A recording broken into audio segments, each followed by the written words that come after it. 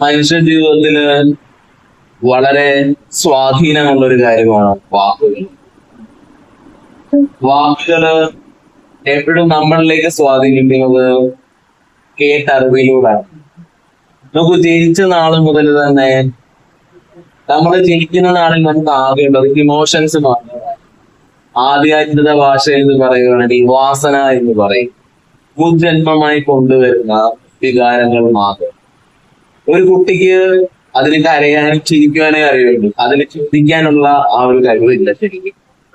തലച്ചോറിന്റെ വളർച്ചയ്ക്കനുസരിച്ചാണ് അത് ചിന്തിക്കുകയും പറയുകയും പ്രവർത്തിക്കുകയും അതിന് ജീവിതമായി നിലകൊള്ളുകയും ചെയ്യുന്നത്. നമ്മുടെ ഇന്നത്തെ ഒരു പല ആളുകളിലും പല ഭാഷാ പ്രയോഗങ്ങളും പുതിയതായിട്ട് നമ്മൾ കാണുന്നുണ്ട്. എസ്പെഷ്യലി ഞാൻ ഉൾപ്പെടെ പറയാറുമുണ്ട്. ഇന്നത്തെ ആധുനിക പഠനങ്ങൾ തലച്ചോറിന്റെ നിരീക്ഷകർ പറയുന്നത് വെച്ച് കഴിഞ്ഞാൽ നമ്മുടെ ലൈഫിൽ നമ്മുടെ ന്യൂറോൺസ്, നമ്മൾ ഒരു ലൈഫ് എന്ന് വെച്ചൊരു സജഷനിലാണ് നമ്മളെല്ലാം പോകുന്നത്. നമ്മൾ ജനിച്ച നാൾ തൊട്ടേ നമ്മൾ കേട്ടറിയുന്ന കാര്യങ്ങൾ മാത്രമാണ് നമ്മളെ ധരിച്ച്.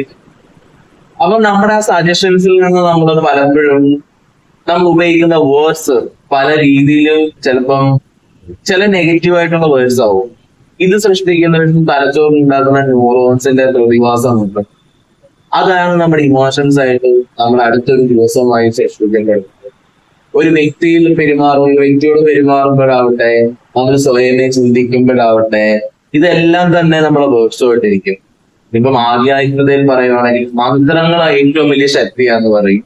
മന്ത്രം ഒരു വാക്കാണ്, പക്ഷെ അതിനൊരു തരത്തിലുള്ള ഭാവവുമില്ല. പക്ഷെ ആ വേർഡ്സ് സൃഷ്ടിക്കുന്ന ഒരു എനർജിയുണ്ട്. നമ്മൾ സൃഷ്ടിക്കുന്ന ഓരോന്നും നമ്മുടെ സൂക്ഷ്മ ശരീരത്തിൽ സ്പന്ദിക്കുന്നുണ്ട്. അപ്പൊ വാക്കുകൾ തലച്ചോറിനുപരിയും തന്നെ നമ്മളുടെ സൂക്ഷ്മ ശരീരത്തിന്റെ സ്പന്ദനത്തെയും വർധനത്തിനെയും കൂട്ടാൻ കഴിയുന്ന ഒരു കാര്യമാണ്.